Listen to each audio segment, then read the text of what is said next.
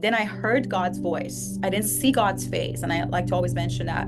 I heard his voice and he said, you can come and stay if you want. We know you've already been through a lot because, obviously God knows what we've all been through. So he knew I'd been sick my whole life, doctors, surgeries, all this stuff.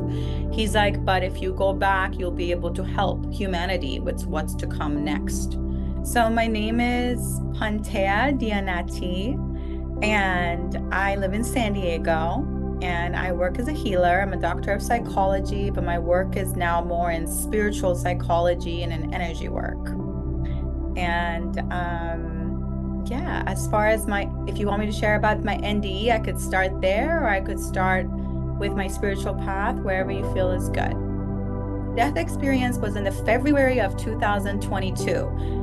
And I like to joke that I think it was almost like the second or third date of the Tiger Chinese New Year, and I'm a tiger. And so usually with Chinese New Year and stuff, they say the Lunar New Year, they say if it's your year, that's when good or bad things can happen. So like second or third day of the new year, I had a surgery scheduled because I had been sick for like a few years. I had a lot of pain. I'd seen like over 200 doctors and no doctor could figure out what was wrong with me. I had a lot of pain. Like I couldn't get out of bed 3 to 4 days a week, like sometimes even more.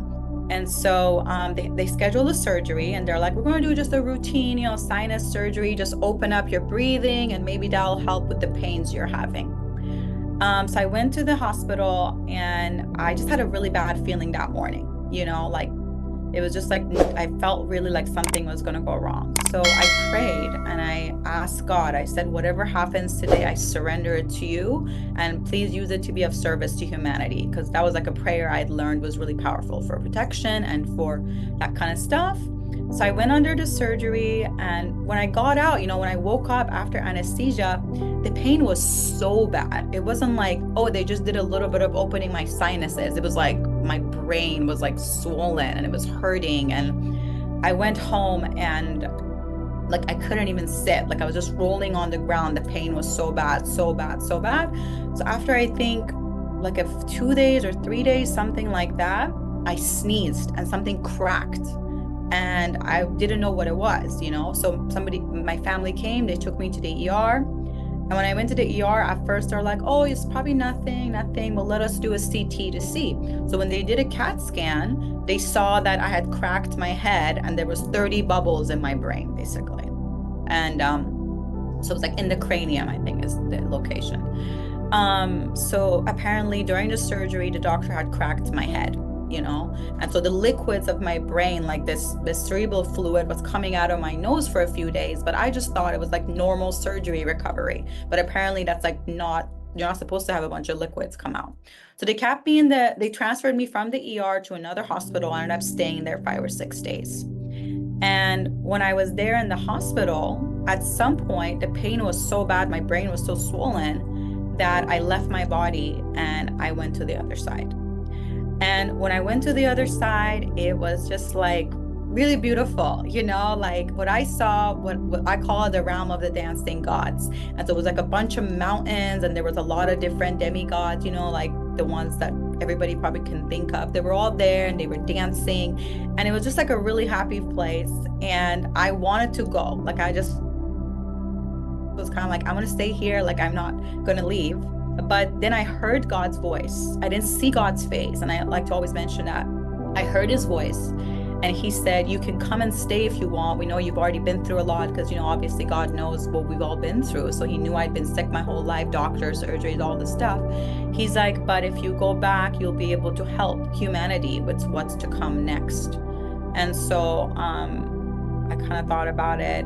And then basically I chose to come back. I came back into my body and then I was in the hospital room again in the ICU, alarms going off and stuff like that. And I was like, whoa, and then then I continued to kind of have like a very much deeper relationship with God after that and the masters and things like that. So I was like, okay, like I felt a little guilty. I felt like I should come back kind of thing, but it was really tempting to stay because it was so beautiful up there and everything was so joyful. And it was kind of like, felt like I was finally escaping, I was finally going to go home kind of thing. But yeah, so then I came back.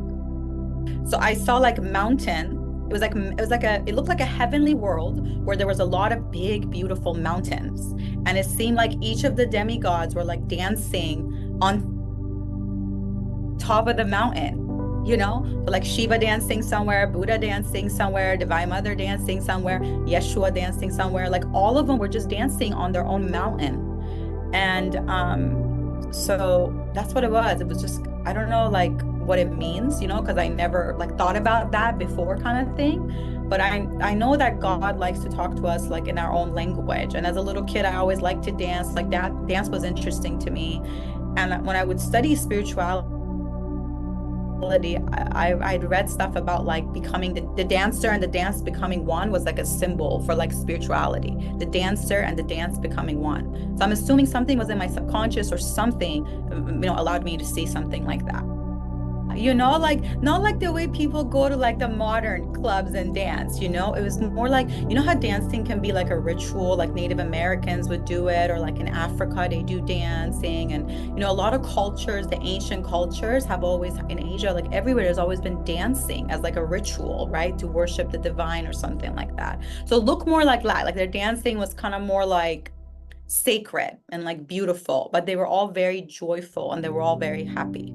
I feel so, yeah, because I was like an empath, you know, I had a lot of empathic abilities, like a lot of us do, you know, like I could feel people. I could talk to God before I went. I felt like I could hear a voice in my ear before even then. But ever since I came back, it was like my doubt disappeared. Like because I heard the same voice when I was on the other side that I'd been hearing like my whole life, I was like, oh my God, like it is really God. It is really real. Because before I was like, maybe it's just my mind is talking to me, telling me things. But then it was like the same voice, the same feeling, and the same love that I felt. So, so then my ability, my intuition got very strong. It was like I didn't have doubt anymore, right? So before my abilities were like, maybe this is, but now it's more like, no, it is this, like it is this. It was just like a lot less like confusion kind of thing, you know? And I would say my relationship like with God and the masters changed because it was kind of like I saw them, you know, like I'd read about Buddha and Shiva and Divine Mother, but I hadn't actually experienced them like in the higher dimensions like that, you know? So then after that, I was like, oh, they're all real and they're all my friends and they care about all of us. So that was like, I think that's been the ability that's increased. It's like my faith has increased and I don't have doubt anymore. So that's probably the strongest one, I would say. Yeah, so I feel like my intuition, I can talk to God anytime I want, yes. And I get like a response, and he responds in a lot of different ways. So it's not always like a direct voice in my ear. Sometimes it is. Sometimes you hear like a direct voice and it's like, oh, that's God. But I'm talking to him, but he's not always talking back, if that makes sense. But he will talk like when it's important. But I do hear like my guides and my angels and the masters like every day, you know, all the time they're talking to me like, today do this, today go here, when this person comes to you, help them with this, you know, stuff like that. Talk to God about that all like every day. I'm talking to him about humanity, you know, because I'm like, I'm so worried about humanity, even though it's not good to worry because we lower our vibration. But I think any of us as humans, we can look around the world and we're probably worried for the world. You know, there's a lot of things that have to be fixed. So I'm usually talking to God about that. I'm like, should I focus on this issue? Should I focus on this issue? What do you want me to focus on? Because he wants each of us to kind of focus on what we're good at. You know what I mean? So I'm usually talking to him. I'm like, do you want me to do this? Do you want me to do this? And he guides me and says, yeah, please make a video about this or talk about this. Or when you see this person, talk to them about their mother because they have to heal their relationship with their mother, you know? It's interesting. Like people will usually find me after they've been praying to God for help and they'll be like, oh my God, I was just praying yesterday and then now I meet you at Starbucks or something like that, you know? So I feel like I just work for him, you know? I'm just like a delivery lady, a mail lady, something like that. Like what is to come and stuff like that. Ooh, well, what should we share about that? Because God told me not to scare people. So how do I say it without it scaring people? I feel that if all the, like what I've seen is that a lot of the light workers have this choice to like come together now. you know. So if the light workers come together, I see them being able to resolve a lot of the problems. I think there's always different timelines, right? So anybody that sees the future, you can say they're seeing different potentials, like this could happen or this could happen. So if the light workers don't come together, you know, if there's this division amongst all of us all over the earth, it's going to get worse. You know, there might be more wars. We've already seen the wars have started, so there could be more wars. There could be, you know, division more in the countries, in different countries. There could be more division. We could see a lot more kids like getting sick, because a lot of the new kids that are coming in are very psychic, very aware, like a lot of us were coming in. And so the kiddos could get sick if we don't, like, you know, make sure we're taking care of the waters and the foods they're eating. A lot of people committing suicide could happen, or people could become enlightened, you know. So there's going to be a lot of people kind of like on the verge of like, are they going to choose to evolve, or are they going to choose to like suddenly leave early, or God forbid get really sick or something like that. So what I see is that like some of the people are going to evolve and they're going to graduate, and some people might just come back to earth again for more lessons and stuff. So I don't see right now, I don't see that everybody's going to graduate, but my vision is always like, let's focus on all of us creating a new earth. And that's why I'm coming on YouTube now, you know, and kind of talking about this stuff, because I think that what I saw is that the new earth is a possibility. I saw once a vision of the new earth, and it was so beautiful. You know, we were all just sitting in nature. There was beautiful animals and beautiful food on the trees. And so I do think the new earth is possible if all the light workers come together and heal themselves. That's really important. Like if we heal ourselves, our light could really impact humanity, you know. We have 9 years for that. So 2032, 2033 is, a lot of others people have said that that's kind of when new earth could start to show. So from now for the next 9 years, we have a chance to heal ourselves, come into, you know, unity, maybe build communities around the earth. Because there's light workers that are in every area, right? Like there's people that are in education, online media, there's people in medical field. And so if all the light workers do what they've come here to do, we really have a chance to build a new earth, is what I feel.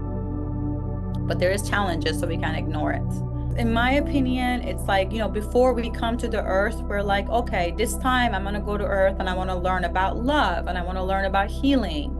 And, you know, I want to learn about spirituality. I want to become enlightenment. So before we're born, we kind of make contracts with different souls. Like, hey, I'm going to meet you when I'm 10. I'm going to meet you when I'm 24. I'm going to meet you when I'm 34. And so these are soul contracts. We meet with different souls to kind of like have a chance to do those things that we want to do every lifetime, right? Like, I was very lucky that I found like one of my yogic teachers that I learned, you know, that stuff from them. But that's not really luck. It was a soul contract. I was always meant to go there that day to meet them. You know what I mean? Or like our friends that we meet in like school, some of them really stay with us. We were always meant to meet them at school, you know, or our parents, you know, we choose our parents. That's a very strong soul contract. That's why I bring it up, because I know a lot of people struggle with it. But it's like we choose our mom, we choose our dad, or two dads or two moms, or whatever the family dynamic was. Or if you were raised by your grandparents or your uncles, you chose them because you're like, I want to have this kind of a masculine energy caregiver and this kind of a feminine energy caregiver.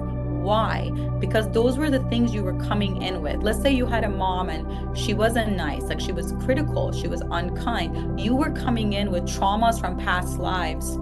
And so you had to have those things happen again, almost like to burst them open, you know, because otherwise they would have been just kept under. So we decide on like the people to come into our life to basically trigger those things that have been suppressed from many lifetimes. Because a lot of us know this is a very important lifetime. No time on earth there's been so many spiritual people, right? Like no time on earth, I don't know, maybe except Atlantis and Lemuria kind of thing, right? But right now it's like a lot of spiritual people, so it's a lot of chance for upgrading and basically evolving spiritually. So those soul contracts are in place, so we meet the right teachers, the right healers, the right friends, the right life partner, so kind of help us to do those things. And then there's also soul contracts for our service path, like you're here, you're interviewing people, you're sharing these beautiful stories, and it's really bringing light to the world. So that's a soul contract. You said, hey, I'm going to go to earth and I'm going to meet other angels and I'm going to help them tell their stories, basically. So that's kind of, and then what we do naturally is usually connected to our soul contract. So if you're wondering, like, what am I here to do? Like, what are my soul contracts? I would say, what do you like to do naturally? Like, if money was no object, what would you want to do naturally for fun and for free? That's kind of is leading you towards what is your real path. So there, so obviously there's a lot of different religions and spiritual paths, different things everybody says, and I respect everybody's path. And I can just share about like how I did it, So for me, it was like as a little kid, I was a little girl, I was innocent, but I was very obsessed with God. So even though I was like 5, 6 years old, I was staying up all night praying. Who knows why, A part of me was like always obsessed with God. That's why I mentioned that to people, because if you want to connect to God, it should become the number one thing in your life above everything else. So I did it like as a kid, I would try to talk to him, but it wasn't like, I wasn't sure what was happening, right? And then as I got older, like I would sit in meditation and just kind of wait, like I'd be like, okay, I want to just connect to God. And so that would be good. Like sit in meditation, hold the intention that you want to connect to God. Don't sit in meditation like asking God for gifts or like money or like asking for him to solve your problems. I would say the number one thing is just like try to love God. So instead of like getting God to love you, try to love God, because God loves when people just freely go towards him instead of like, you know what I mean? Because usually when people go to God, they want something, right? Usually most people aren't going to God just like, hey God, I just want to be friends with you. And so that would be my suggestion, is just go with an innocent heart, just sit there and say like, God, I really want to connect to you. I really want to be best friends with you. And then sit there every day, maybe like around the same time, and just keep doing it. And if your heart is sincere enough, God will meet you. There's like a saying we have in Iran, which is like, if you take one step towards me, I'll take 1,000 steps towards you. So that's kind of how God is. But that one step has to be very sincere, It can't be like, I want God for the benefits I'm going to get. Because God is very smart, right? Like God can read our mind and our heart. And so that would be my suggestion, just kind of like an innocent little meditation practice, but really in your heart, talking to God, like I really, really want to connect to you, because God really talks to us in our heart. I know a lot of people are obsessed with the third eye, and the third eye is cool, certainly, but I always felt most connected in my heart with God. And when you do feel God, there's going to be some signs of it. Like you might suddenly start crying tears of happiness, or you might be sitting there and you just will feel so much joy fill your heart, or you'll feel really, really peaceful. I've had it when I've heard his voice. One time I heard his voice so loud, it shook the whole room, but that doesn't happen. I don't know if that's ever happened after that. Maybe it's happened a couple other times, but there was one time where I heard God's voice and it was so loud, it shook like the whole building kind of thing, And that was like, he was talking to me very directly. And, so that was very interesting. Yeah.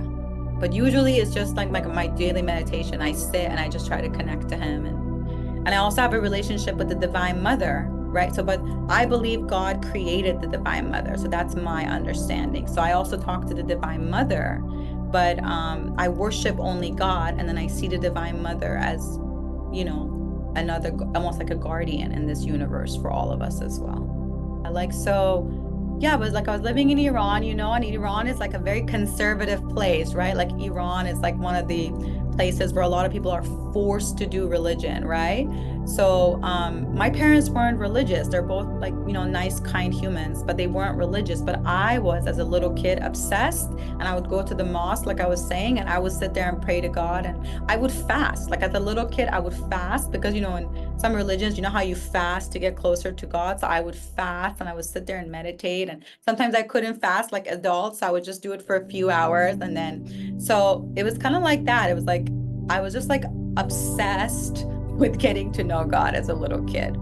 And then when I became like a teenager, I became like a normal teenager, right? Like everybody, like if I would talk about God or something, people probably think I'm weird. So I was just like a normal teenager, like go to the high school and go to classes and things like that. But I think I was like 17 and 18 when that's when the Divine Mother appeared to me. And and she said to me, like, I want you to read this book.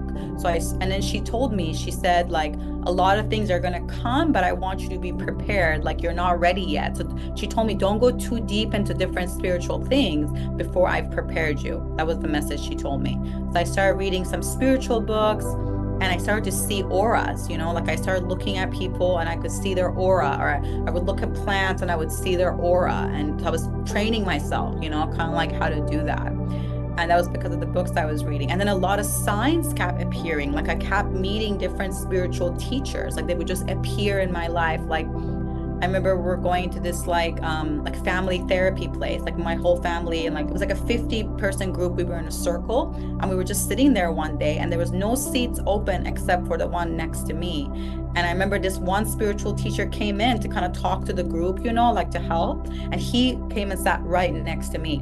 And I ended up studying with him for a few years, like really intense meditations, like long hours and things like that. So a lot of things like that would happen where I'd be places and suddenly like somebody would appear and help me, And so I knew the universe was supporting me, but at this point I still didn't really know God, right? Like I called it the universe, or I would say God, but I'm like, maybe it's just my intuition. I wasn't sure, but I was just kind of following the breadcrumbs, I call it. Like I'm like, okay, this teacher said read this book, so I'm gonna read it. Or I went to this healer, but I was still having a lot of medical problems. Like I had kidney stones a bunch of times. They were very painful. And so my medical conditions, I think, were always motivating me to get more into spirituality, because I was trying to fix, because I was in so much physical pain all the time. So I was like, okay, what can I do to meditation to not feel this pain? Or what is this energy healing method I can do to release my kidney stones, because the kidney stones, you have to have surgery, but I learned how to do it with energy healing, and I dissolved them and they left my body. But it didn't happen like easily, like I had to go to the ER many times. And then finally at some point I was like, okay, let me try some spiritual methods. So it was kind of like that. It was like I was being led. There was like problems that I had to solve that the universe was putting in my front. So then the universe was supporting me with spiritual people to meet at the right time. Like some things that we're suffering with, it could be a physical problem, so we have to take care of ourselves physically. Sometimes our suffering could be emotional, so we have to heal our emotions. Why am I angry? Why am I sad? Why am I anxious? Like really understanding our emotions. And then mentally, the thoughts that we think cause a lot of suffering, right? Like, because I could think something bad about myself or something bad about someone else, and that causes me suffering, right? So for the mind, we have to meditate, because the only thing that addresses the mind is meditation, because that deletes the software, as I like to say. But then energy psychology, the stuff that I do, like with energy, that's kind of also removing the traumas, because sometimes people have suffering, but it's from a trauma that happened 10,000 years ago, so it's a trauma that happened when they were 4, or it's a trauma, so those traumas, once they are removed, people will naturally just feel better. They'll feel calmer, because there's not like a virus in their system. And I don't mean like an actual virus. I mean like trauma to me acts like a virus in the computer, so our suffering will lessen as we address the mental, emotional, physical aspect, and then the spiritual aspect, which is meditation and actually connecting to God. It should really alleviate the suffering of the world. Like, why do some people choose harder lives and some people have more seemingly easy lives, right? So I would say like how I see it is like, we can't look at the surface, because I've been around people that are like so rich, like live in like, whatever, $20 million home, things like that. They're not happy. They're miserable, because sometimes more money can really take you away from spirituality. Like, who wants to go to a temple if you can go at the Four Seasons every day? Like it's actually a way that God tests people sometimes. Not like he really tests, but it's almost like, if you have everything, are you still going to come towards me? Right? And sometimes I've met people that were maybe seemingly poor. Maybe they just had a tiny home, or they just didn't have food, but they were so generous in their heart, right? And like when I go to their house, they would cook me a meal. With that little bit of food they have, they would cook a meal. So I would say like we have to look at the generosity of spirit inside of people, because it's not like God is picking and choosing, like she's going to have money, he's not going to have money. It's more like what are you going to do with that money? And then that determines what happens in your next lifetime. So actually, if you have more money, sometimes you can create a lot of bad karma for yourself, you know? So, but that doesn't mean that we should strive to be poor or something like that. Like, people should try to make their life good. They should work hard and they should try to make nice things, but money should not be the most important thing in life. In fact, like my sessions, I let everybody pay what's affordable for them. But God was very adamant with me, like, don't charge a set fee. Let everybody pay what they can. So God tells me that he like, if all the people in the world did that, that would be great. Like, imagine if every dentist you go to, or every healer you go to, or the mechanic, they would work with you, like they would help you out, right? So money is just like a word we've given to energy exchange. Like, I'm going to charge you this much for my energy, right? Like, for 1 hour of my time, it's worth this much. And for 1 hour of this person's time, it's worth this much. And that's karma, you know, because like I knew one doctor that was charging people so much money, but then he himself had so much debt, you know. And so what God told me is that's his karma. He's putting other people in debt. So now he's going to have a lot of debt. So if you've been given gifts, it's really important to be generous with them. Obviously, like, some people take advantage of it, right? But a lot of people are good people and they'll do the best they can. So with money, there's a lot of spiritual things around money that we could talk for a long time, let's say. But a lot of spiritual teachers in the world are not following that. They're having like really expensive seminars, and a lot of people can't even go that need it. So that's bad karma. So I think that's important to remember. Like, just because somebody is a spiritual teacher and they're having seminars and making a lot of money, that doesn't mean they're close to God, you know? God is closest to the people that treat his other children good. So they might be a famous spiritual teacher and charging 5,000, 7,000, whatever a seminar. I know people that charge 30,000. I had a friend that told me, he was like, old school, grad school friend. He was like, yeah, I charge my clients $30,000. And I was just like, but we're doing the exact same thing, you know, but he just had such an ego that he felt like, you know, that's what he had to do. So those are not really spiritual people. Even if they have like spiritual gifts, that doesn't mean that they're following God's path.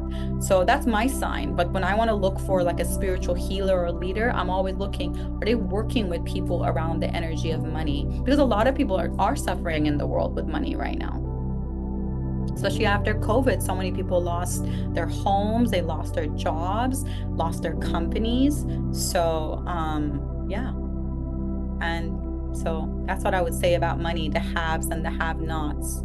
And if you don't have money, like let's say you are blocked right now, like maybe money has been really tight for a long time, it could be that you're not listening to your messages that are coming in for you. Like maybe you're getting an idea to write a book, or maybe you're getting an idea to do a class, or maybe you're getting an idea to start like a little baking shop. So listen to those intuitions, because God would always tell me, he's like, if you want to eat, you have to create, because the word eat is in the word create, right? So just create whatever, you know, you feel, and your money will start to open. And definitely don't think that God favors, you know, different people according to what you see they have on the outside. So for the future, few ideas that comes to me is figure out what is your role coming for the new earth. So what are you here to do for the next 9 years? And one way you could start that's easiest is Google the 7 soul rays. Each of us come from a different color soul ray. So like blue rays, green rays, that kind of stuff.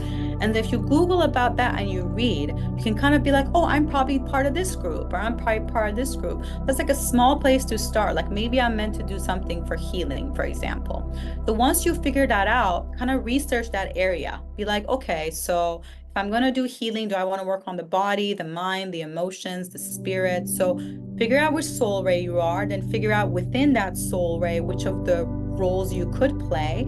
And then like what I usually tell people is every day do something for it. And I don't mean like big deal, but like maybe Google that topic Monday, you know, and then just rest, don't worry about it. And then maybe Tuesday wake up and be like, I'm gonna watch a YouTube video about healing, you know. And then maybe like on Wednesday call a healer and just ask them some questions. So just stay in action. Once you figure out what it is, just take little tiny actions every day. And then like I said, the universe will match you, especially if you tell God like, hey God, like I really want to help the new earth, but I don't know what to do. I think I could be a healer. Could you please send me help? Please send me help and the right people to help me. And then you start to get ideas, and then just follow each idea and it will open up to the next. Like my dad used to say, it's kind of like a window. Like you look through a window, another window opens up. So kind of just keep looking through it. And then suddenly, before you know it, you're like in your path and you're doing it. That's kind of how it happened for me. So that's important. And really, for the young people, I would say be really aware of like what you're watching on like media, on TikTok, things like that. Like I love TikTok, the dancing videos are awesome, right? Obviously.